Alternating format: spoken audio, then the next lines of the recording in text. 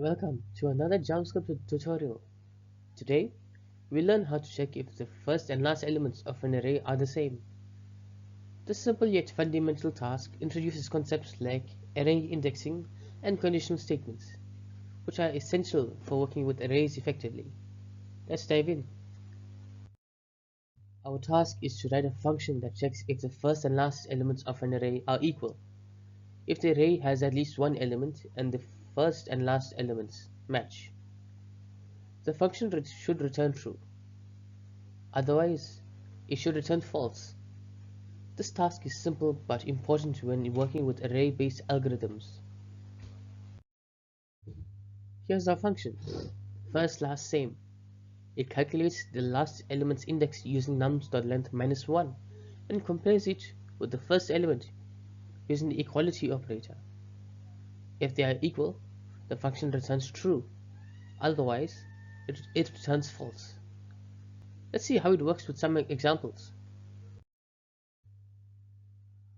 To break it down, first we find the index of the array using nums.length minus 1.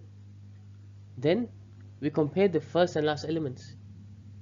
Finally, we return true if they are equal or false otherwise.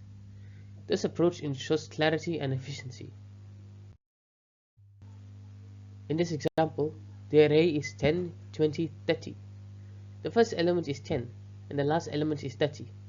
Since they are not equal, the function returns false. In this case, the array is 10, 20, 30, 10. Here, both the first and last elements are 10, so the function evaluates to true. This example demonstrates how the function handles matching elements.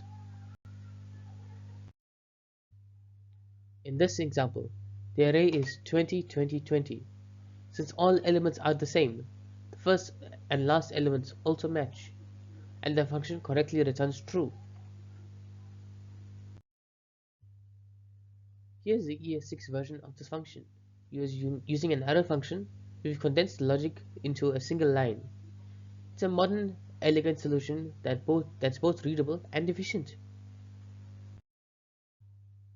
To summarize, the first last same function is a straightforward way to check conditions in an array. It's a handy tool for ensuring array integrity in various applications. With both traditional and ES6 versions, you can choose the approach that best suits your coding style.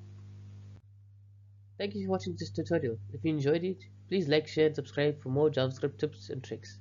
See you in the next one.